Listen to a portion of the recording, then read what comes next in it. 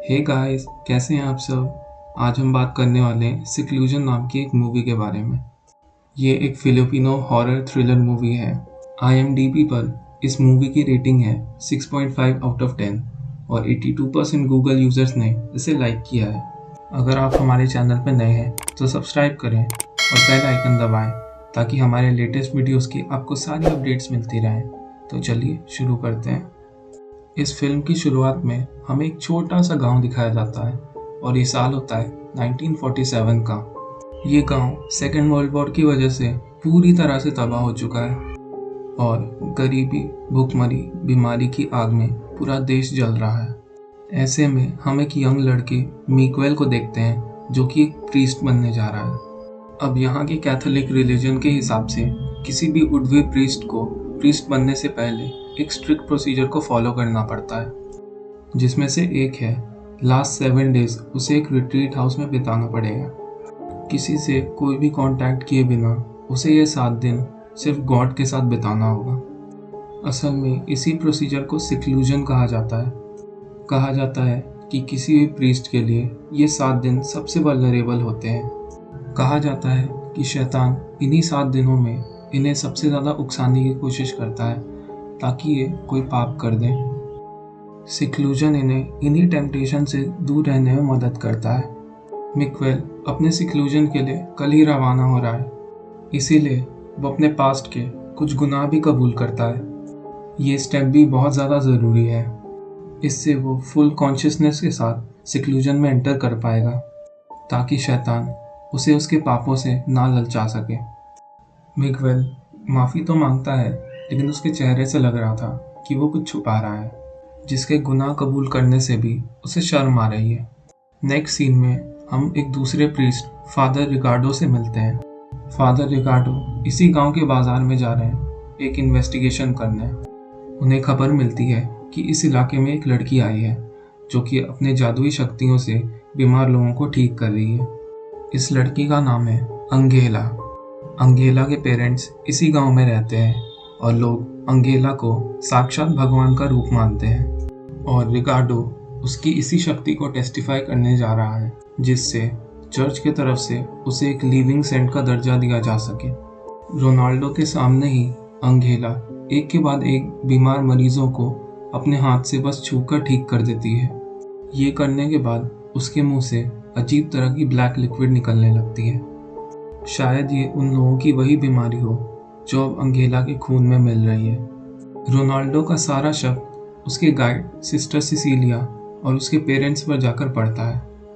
Ronaldo को ये none कुछ ठीक नहीं लग रही थी, तो हो सकता है कि ये लोग ज़बरदस्ती अंगेला से ये सब काम करवा रहे हैं ताकि लोगों से पैसे लूट सकें। तभी हम लोग मिग्वेल को उसके रिट्रीट हाउस में एंटर करते हुए देखते हैं, जो कि एकदम सुनसान इलाके में है जहां आसपास सिर्फ जंगल है।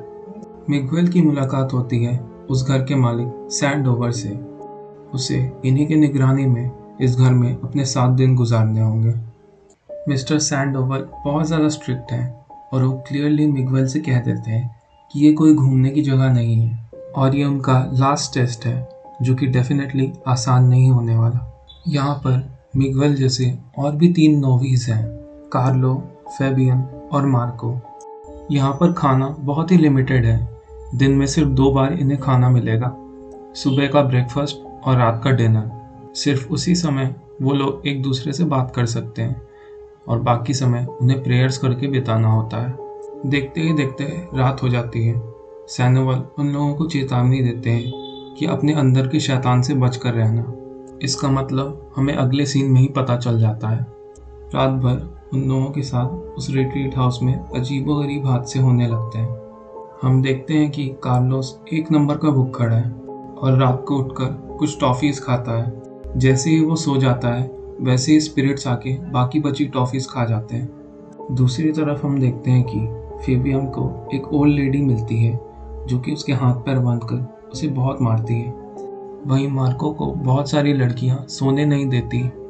वहीं मार्को को मदर मैरी में एक दूसरी लड़की दिखती है जो कि उसके पूरे बाइबल में आग लगा देती है, जिसकी आग बुझाते हुए मिग्वेल का हाथ जल जाता है और वो औरत उसे बहुत ज़्यादा गालियाँ देती है और उसे भला बुरा कहती है। वहीं हम देखते हैं कि रिगार्डो को चर्च में किसी के रोने की आवाज़ सुनाई देती है। वो अपना प्रेयर छोड़कर वहाँ पे जाता है तो वो देखता है कि एक कोने में बैठकर एंगेला रो रही होती है और उसका शरीर खून से लथपथ था। बाद में पता चलता है कि एंगेला के पेरेंट्स का किसी ने ब्रूटली मर्डर कर दिया था। सब लोगों को लगता है कि ये कुछ लुटेरों का काम है, क्योंकि गांव में सबको पता था कि इस फैमिली के पास बहुत सारा पैसा है। कुछ लोग तो उस नन पर भी शक कर रहे थे। एंगेला किसी तरह से चर्च में जाकर छुप गई थी। इससे वो बच तो गई थी, लेकिन वो शॉक में आ गई थी और अभी वो किसी से भी बात नहीं कर रही थी। कुछ देर के बाद सिस्टर सिसिली चर्च में आती हैं। एंगेला सिर्फ उनके साथ ही कंफर्टेबल थी, इसलिए सिस्टर सिसिली को ही एंगेला की कस्टडी दे दी जाती है। उन दोनों की सेफ्टी के लिए उसी रात उन दोनों को एक सीक्रेट जगह पे भेज दिया जाता है, जिसके बारे में सिर्फ बिशप को ही पता था। रिगार्डो को ये डिसीजन ठीक नहीं लग रहा था, इसलिए वो बिशप को रोकने की भी कोशिश करता है, लेकिन बिशप रोनाल्डो को उसकी केस का इन्वेस्टिगेशन करने के लिए ही कहते हैं। असल में ये लोग मान चुके हैं कि एंगेला एक भगवान का रूप है। एंगेला और सिस्टर सिसिलिया अब वहाँ से रवाना हो जाते हैं। जब उनकी कार गेट पर आती है तब हमें पता चलता है कि उन्हें उसी रिट्रीट हाउस में भेजा गया था जहाँ पे मिगुएल और उसके दोस्त हैं। पहले तो सैंडोवल उन्हें रखने से मना कर देता है, लेकिन फिर बिशप का ऑर्डर कोई नहीं टाल सकता। फाइनली उन दोनों को स्टोर रूम में जगह मिलती है। अगले सीन में हम देखते हैं कि सिस्टर सिसिलिया को भूख नहीं लगी होती, तो सिर्फ एंगेला ही डिनर टेबल पे जाती है खाना खाने। और फिर हमें पता चलता है कि एंगेला किसी का भी माइंड रीड कर सकती है। उसे सैंडोवल को देखकर ही उसके बारे में सब कुछ पता चल जाता है। उसे ये पता चलता है कि सैंडोवल पहले एक चर्च का प्रीस्ट हुआ करता था, लेकिन फिर उसकी एक गलती के कारण उसे चर्च से निकाल दिया गया, इसीलिए वो इतना ज़्यादा खड़ूस था।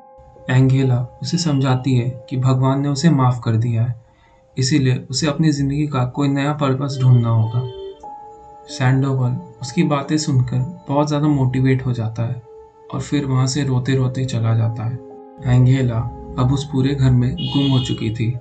वो मिगुएल के दरवाजे तक आती है और उसे उसके रूम तक छोड़ने की रिक्वेस्ट करती है। जब मिगुएल उसे उसके रूम के बाहर छोड़ देता है तो एंगेला उसके हाथ पर टच करती है और उसके घाव को भर देती है। वो कहती है कि आगे से सावधान रहना। अगली सुबह एक बहुत ही अजीब सा इंसिडेंट होता है। सैंडोवल अब उस रिट्रीट हाउस को छोड़कर वहाँ से जा रहे होते हैं। वो कहते हैं कि उन्हें नई दिशा मिल चुकी है और एंगेला ने तो उनकी आंखें ही खोल दी। उधर हम फादर रिगार्डो को उन लोगों से बात करते हुए देखते हैं जिन्हें एंगेला से मदद मिलती है। वो लोग एंगेला की बहुत तारीफ करते हैं, मगर उस नन की नहीं। वो लोग बताते हैं कि एंगेला का परिवार पहले कोई डोनेशन एक्सेप्ट ही नहीं करता था, लेकिन उस नन के बाद ये सब कुछ चालू हुआ। जब एंगेला बहुत ज़्यादा थक जाती थी, फिर भी वो नन उसे फोर्स करती थी और लोगों को देखने के लिए। इसके बाद फादर रिगार्डो का शक उस सिस्टर सिसिलिया पे और ज़्यादा बढ़ गया। कुछ ऑफिशियल से मिलकर उन्हें पता चलता है कि सिस्टर सिसिलिया को उनके अब्यूजिव नेचर के कारण चर्च से निकाला गया था। वो बच्चों को मारा पीटा करती थी और एक बार तो उन्होंने एक बच्चे की जान ही ले ली थी। उसके बाद रिगार्डो जाता है उस गांव में जिस गांव में सिस्टर सिसिलिया रहती थी और हम मदर सुपीरियर से मिलते हैं उस गांव में, लेकिन वो रिगार्डो को कुछ नहीं बताती, बस एक फाइल देकर दफ़ा होने के लिए कहती हैं। लगता है कि इस मदर सुपीरियर को सिस्टर सिसिलिया से कुछ ज़्यादा ही नफरत है। फिर रिगार्डो उस फाइल को पढ़ने लगता है। उसे पता चलता है कि ये नन जिस कॉन्वेंट में टीचर थी, उस कॉन्वेंट में हमला हुआ था वर्ल्ड वॉर 2 के दौरान और काफ़ी सारे लोगों ने सिस्टर सिसिलिया का रेप किया था। बाद में जब उस कॉन्वेंट में आग लग गई तो उस आग में सिस्टर सिसिलिया का आधा चेहरा जल गया, लेकिन अभी तो उनका चेहरा बिल्कुल ठीक था। अगले सीन में रात में उस रिट्रीट हाउस में सब लोग जब खाना खाने जाते हैं तो सबको पता चलता है कि सारे ब्रेड्स खराब हो चुके हैं। तभी एंगेला अपने शक्तियों से उन्हें ठीक कर देती है और पानी को भी वाइन में बदल देती है। ये देखकर सभी लोग हैरान भी होते हैं और खुश भी होते हैं, सिवाय मिगुएल के। पता नहीं उसे कुछ ठीक नहीं लग रहा था, उसे एक नेगेटिव वाइब आ रही थी इस लड़की से। उसी रात कार्लो किचन में खाना चुराने जाता है, लेकिन एंगेला और सिस्टर सिसिलिया को देखकर रुक जाता है। वो बात को घुमाने की कोशिश करता है, लेकिन एंगेला सबका दिमाग पढ़ सकती है। वो उसे सारे ब्रेड्स दे देती है और कहती है कि भगवान को पाने के लिए भूखे पेट सोना नहीं पड़ता। सारे ब्रेड्स खाने के बाद भी रात को उसे नींद नहीं आती। उसे वही दो स्पिरिट्स परेशान करने लगती हैं। फिर हमें ये पता चलता है कि असल में ये दो स्पिरिट्स इसके भाई हैं। असल में जंग के दौरान इनकी फैमिली को ज़्यादा खाना नहीं मिला। जितना भी मिलता था वो सारा कार्लो ही खा जाता था और इसी की वजह से उन दोनों को भूखे पेट मरना पड़ा। यही है उसका पाप। इसी से छुटकारा पाने के लिए वो प्रीस्ट बनने चला था, लेकिन इसी पाप को वो कबूल नहीं कर पाया था। वहाँ मिगवेल को सेंट मैरी में वही लड़की दिखने लगी थी। फिर हमें पता चलता है कि इस लड़की का नाम था एरिना और ये मिगवेल की लवर थी।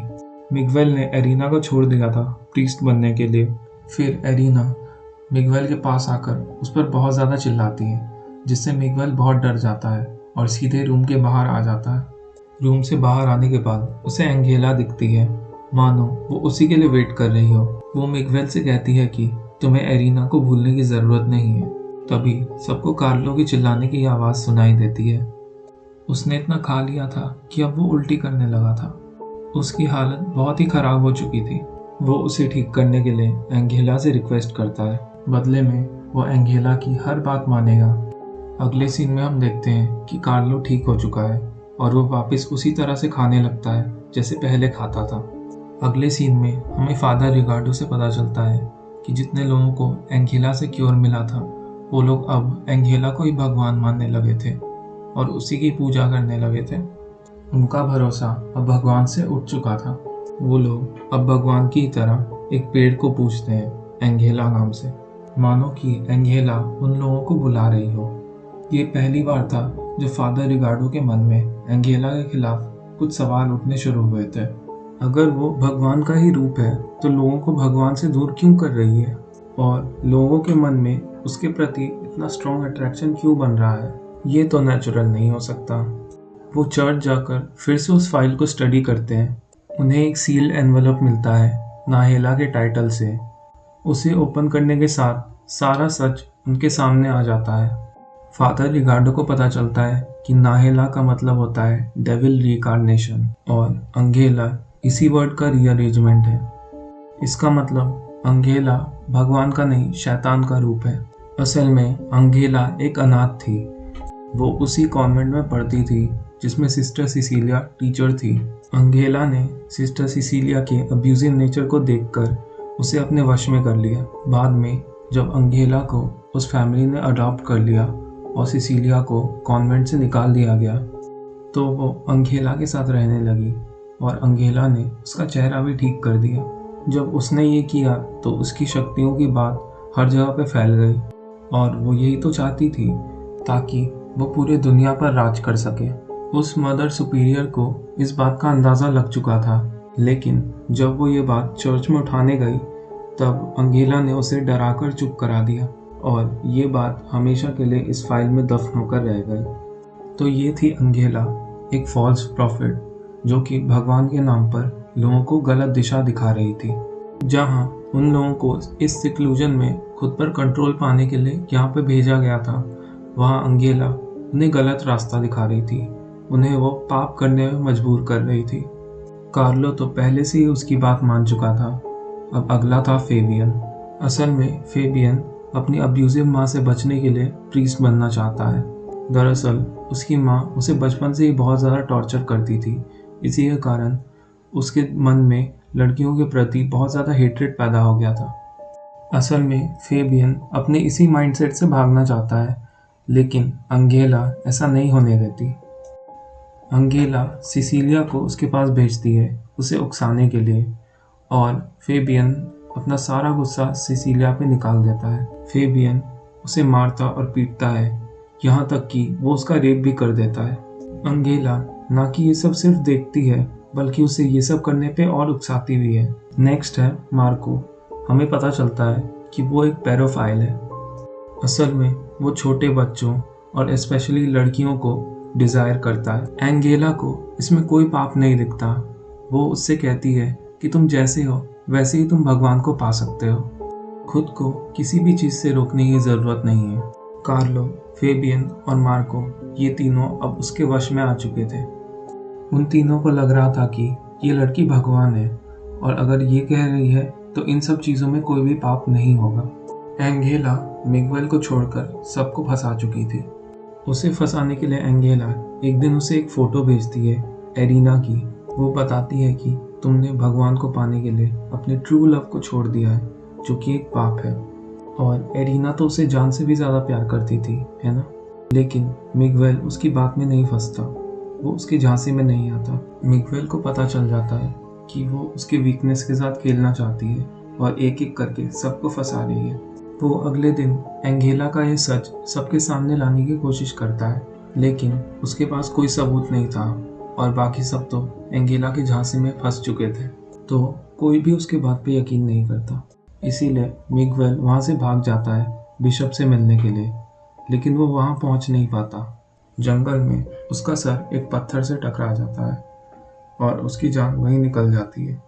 उसकी स्पिरिट जंगल में भटकने लगती है और उसे कुछ फ्लैशबैक्स दिखते हैं, जहां हमें पता चलता है कि मिगवेल ने एरिना को ऐसे ही नहीं छोड़ा। एरिना प्रेग्नेंट हो चुकी थी और मिगवेल उसे अपनाने से डर रहा था, तो इसीलिए उसने उसे छोड़कर प्रेस्टहुड अपना लिया। इसीलिए एरिना के मन में उसके और भगवान दोनों के लिए नफरत पैदा हो गई। उसे लगा कि उसकी बदनामी के लिए भगवान ही जिम्मेदार है, इसलिए उसने सुसाइड कर लिया, उसी पेड़ से फांसी लगाकर, जिस पेड़ को सब एंगेला नाम से पूछते थे, क्योंकि एंगेला ही एरिना और मिगवेल की बेटी है। एरिना ने सुसाइड करते टाइम अपने पेट में चाकू मारकर इस बच्चे को ही मारना चाहा, लेकिन उसके मन में भगवान के लिए इतनी नफरत पैदा हो चुकी थी कि इसका फायदा शैतान ने उठाया। एंगेला के शरीर को एक नया जीवन दिया। एंगेला का शरीर तो इंसान का था, लेकिन उसकी रूह शैतानी थी। एंगेला ने उसे वो फोटो इसलिए भेजी थी ताकि उसे एक बार तो लगे कि भगवान को चूज करके उसने गलती की है, लेकिन ऐसा नहीं होता। तो एंगेला एक दूसरा रास्ता अपनाती है। वो अपनी शक्तियों का यूज़ कर मिगवेल की जान वापस लौटाती है और उसे इमोशनली ब्लैकमेल करना शुरू कर देती है। एरिना तो उसे छोड़कर चली गई, तो क्या मिगवेल अपनी बेटी को नहीं अपनाएगा? मिगवेल खुद को और कंट्रोल नहीं कर पाता और एंगेला को अपना लेता है। एंगेला उन चारों को वो ब्लैक लिक्विड पिलाती है और उन्हें वश में कर लेती है, लेकिन मिगवेल को अभी भी उसकी बात पे बिल्कुल भरोसा नहीं था। अगले सीन में हम देखते हैं कि फादर रिगार्डो बिशप के पास जाते हैं उसे एंगेला का सच बताने, लेकिन सैनहोवल पहले ही बिशप को शूट कर देता है। वो फादर रिगार्डो से कहता है कि एंगेला रिट्रीट हाउस में है और उसे मिलने के लिए उसने बुलाया है। अब उसकी ज़िंदगी का यही मकसद था, एंगेला के रास्ते को साफ करना।